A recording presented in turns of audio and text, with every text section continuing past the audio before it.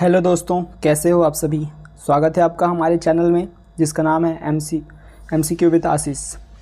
दोस्तों, आज हम आरआरबी ग्रुप डी के लिए बेस्ट एमसीक्यू क्वेश्चन सॉल्व करने वाले हैं, वो भी फिजिक्स के मेज़रमेंट टॉपिक से। ऐसे ही मैं चैप्टर वाइज आपके लिए लाने वाला हूँ।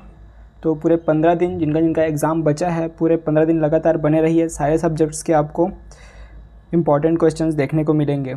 ठीक है, तो ये आपका यूनिट एंड मेज़रमेंट के क्वेश्चंस होंगे जो अब हम देखने वाले हैं। तो आगे बढ़ते हैं।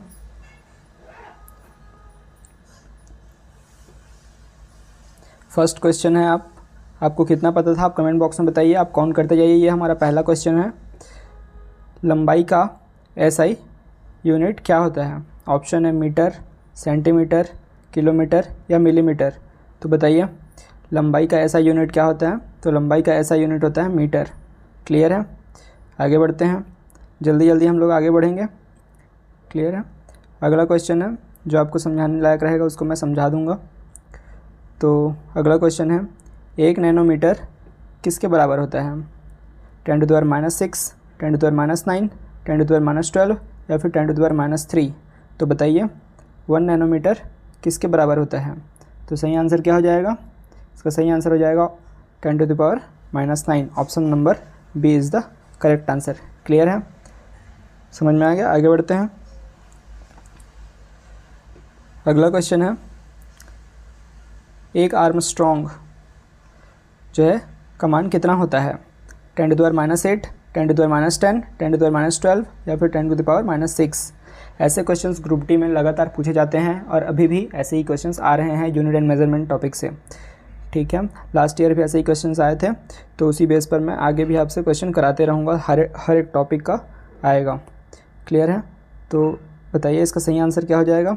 तो इसका सही आंसर है ऑप्शन नंबर बी, 10⁻10 इसका सही आंसर होगा। ठीक है, एक आर्मस्ट्रॉन्ग होता है 10⁻10। ये क्वेश्चन आने की बहुत ज़्यादा संभावना है, तो आप इसको याद कर लीजिए। आगे बढ़ते हैं। अगला क्वेश्चन है, 5 किलोमीटर को मीटर में बदलने के लिए बोला है। तो बताइए 1 किलोमीटर बराबर कितना होता है। तो 1 किलोमीटर बराबर होता है 1000 मीटर, सबको पता ही होगा।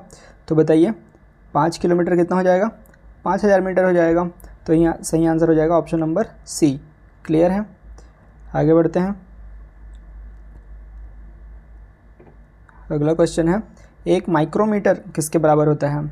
ऐसे यूनिट्स के क्वेश्चंस आते रहते हैं, कन्वर्जन के क्वेश्चन आते हैं। 1 माइक्रोमीटर कितने मीटर होता है, कितने सेंटीमीटर होता है। तो ये सारे क्वेश्चंस आपको देखने होंगे।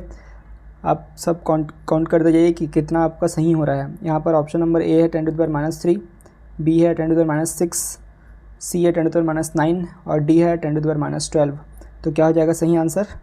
तो सही आंसर हो जाएगा इसका ऑप्शन नंबर 1 माइक्रोमीटर किसके बराबर होता है। 10⁻6 के बराबर होता है। क्लियर है, 1 माइक्रोमीटर 10⁻6 के बराबर होता है। आगे बढ़ते हैं।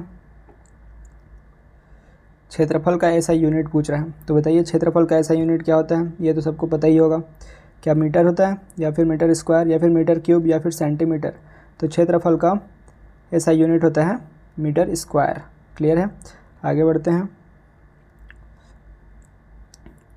आयतन का, जिसको वॉल्यूम भी कहा जाता है, तो आयतन का ऐसा यूनिट क्या होता है बताइए। Metre, metre square, metre cube या फिर लीटर। तो आयतन का ऐसा यूनिट क्या होता है। तो मीटर क्यूब होता है। ठीक है, आगे बढ़ते हैं। घनत्व का ऐसा यूनिट क्या होता है। घनत्व का ऐसा यूनिट जानने के लिए हमें घनत्व का फॉर्मूला, घनत्व या डेंसिटी बराबर क्या होता है। डेंसिटी बराबर होता है क्या, द्रव्यमान बटे आयतन, है ना। द्रव्यमान बटे आयतन होता है। क्लियर है। तो द्रव्यमान मतलब किलोग्राम, मतलब ऊपर में किलोग्राम होगा, बटे आयतन क्या होता है अभी देखें मीटर क्यूब। तो हमारा आंसर हो जाएगा किलोग्राम बटे metre cube. Option number C is the correct answer. Clear है। द्रव्यमान ऊपर में रहेगा और जो वॉल्यूम है, आयतन है, वो नीचे में रहेगा। और आयतन का यूनिट होता है मीटर क्यूब और द्रव्यमान का होता है किलोग्राम। तो ये हमारा सही आंसर हो जाएगा। आगे बढ़ते हैं नेक्स्ट क्वेश्चन की तरफ। कितना सही होगा ये आपको लास्ट में बताना है कमेंट बॉक्स में, और वीडियो को लाइक करना ना भूलें। क्लियर है। देखते हैं नेक्स्ट क्वेश्चन। 1 किलोग्राम बराबर 1000 ग्राम होता है, तो अपने को पता है।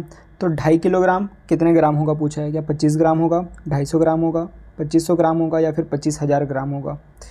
तो बताओ यार।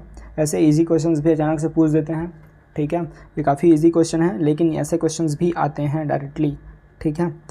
तो इसका क्या हो जाएगा, 1 किलोग्राम इतना है तो 2.5 किलोग्राम हो जाएगा 250 ग्राम। 250 ग्राम मतलब 2500 ग्राम, ठीक है, 2500 ग्राम। तो ये हमारा सही आंसर हो जाएगा। आगे बढ़ते हैं, चलो स्टार्ट करते हैं। तो दाब का विमीय सूत्र क्या हो जाएगा? दाब का विमीय सूत्र, दाब बराबर होता है बल बटे क्षेत्रफल, ठीक है। तो दाब बराबर क्या होता है?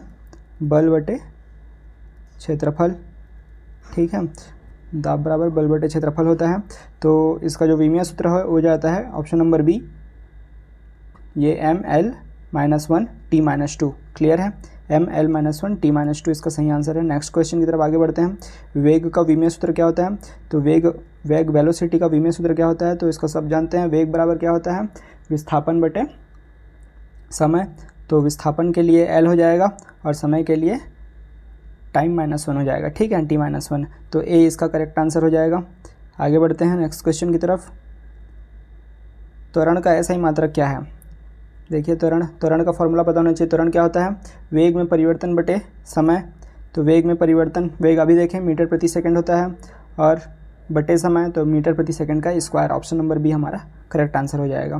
क्लियर है? आपका कितना सही हो रहा है ये आपको लास्ट में बताना है, काउंट करते रहिए। क्लियर है? अच्छा लग रहा है तो चैनल को सब्सक्राइब कीजिए, ऐसे ही मैं और वीडियोस लाते रहूँगा। बल का विमीय सूत्र क्या है? तो बल F बराबर क्या होता है? ma होता है। F बराबर ma होता है। m क्या है? मास है, मतलब किलोग्राम। किलोग्राम मतलब m से डिनोट करते हैं किलोग्राम को। और a एक्सेलरेशन क्या होता है? मीटर प्रति सेकंड स्क्वायर होता है। मीटर को l से डिनोट करते हैं और t-2 हो जाएगा ऊपर आके, तो mlt-2 answer, mlt-2 option number A हमारा करेक्ट आंसर है। समझ में आ गया? आगे बढ़ते हैं। कार्य का ऐसा मात्रक क्या होता है? बताइए, कार्य का ऐसा इकाई क्या होता है? न्यूटन तो बल का होता है, वॉट शक्ति का होता है, जूल इसी का होता है, तो जूल है इसका आंसर, ठीक है। पास्कल दाब का होता है। तो सही आंसर क्या है? सही आंसर है जूल। क्लियर है? आगे बढ़ते हैं। शक्ति का सूत्र बताइए, शक्ति का सूत्र क्या होता है? शक्ति को पी से दिखाते हैं, ठीक है, सब में पी है, पी से दिखाते हैं शक्ति का सूत्र क्या होता है? बताइए, शक्ति का सूत्र क्या होता है? बताइए। तो शक्ति बराबर होता है कार्य बटे समय, W/T, कार्य बटे समय, ठीक है। शक्ति बराबर होता है कार्य बटे समय। ये क्वेश्चन बहुत इंपॉर्टेंट है। ये सारे सूत्र जो मैं बता रहा हूँ बहुत ज़्यादा इंपॉर्टेंट है। आपको डायरेक्टली न्यूमेरिकल पूछ सकता है या फिर डायरेक्टली यूनिट भी पूछ सकता है, ठीक है। अगला क्वेश्चन, 1 यूनिट किसके बराबर होता है? 1 न्यूटन किसके बराबर होता है? 1 न्यूटन आपको बता दिया। न्यूटन किसका मात्रक होता है? फोर्स का। और फोर्स बराबर क्या होता है? Mass into acceleration. मास मतलब किलोग्राम, एक्सेलरेशन मतलब मीटर प्रति सेकंड स्क्वायर। तो ये हो जाएगा किलोग्राम मीटर प्रति second square. Option number B हमारा सही आंसर हो जाएगा, ठीक है। तो ऐसे आपको फॉर्मूला पता होना चाहिए हर एक चीज़ का। 1 जूल का सही समतुल्य क्या है? 1 जूल किसके बराबर होता है? बताइए। 1 जूल जो है क्या न्यूटन प्रति मीटर या फिर न्यूटन मीटर या फिर न्यूटन प्रति सेकंड या फिर किलोग्राम प्रति मीटर? तो 1 न्यूटन किसके बराबर होता है? 1 जूल किसके बराबर होता है? 1 जूल जो है न्यूटन मीटर के बराबर होता है, ठीक है। 1 जूल जो होता है वो न्यूटन के साथ मीटर, ठीक है, न्यूटन के साथ मीटर। इसको मैं बाद में एक्सप्लेन भी कर देता, लेकिन अभी बहुत जल्दी एग्ज़ाम है आप लोग का, तो आपको मैं एक्सप्लेन नहीं करूँगा। इसके सारे फॉर्मूलेस को आप कनेक्ट कर सकते हैं, ठीक है। यदि किसी वस्तु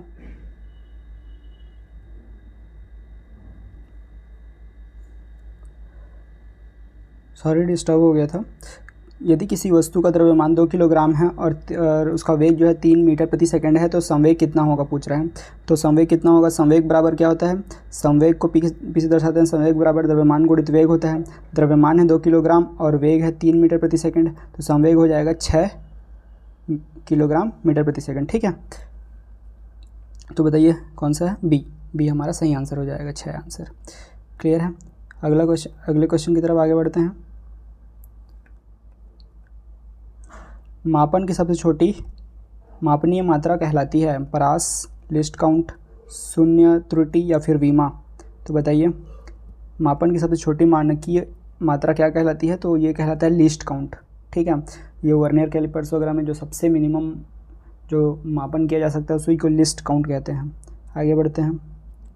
अगला क्वेश्चन जो आज का लास्ट क्वेश्चन है, इसके बाद आपको बताना है कि आपके टोटल कितने सही हुए।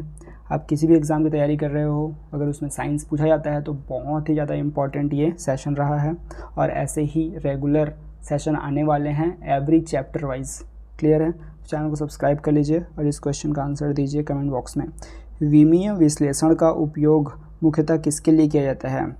तो बताइए, विमीय विश्लेषण का उपयोग किसके लिए किया जाता है? रंग बदलने के लिए, सूत्र की विमा शुद्धता जांचने के लिए, द्रव्यमान बढ़ाने के लिए, तापमान घटाने के लिए। विमीय विश्लेषण का उपयोग किसके लिए किया जाता है?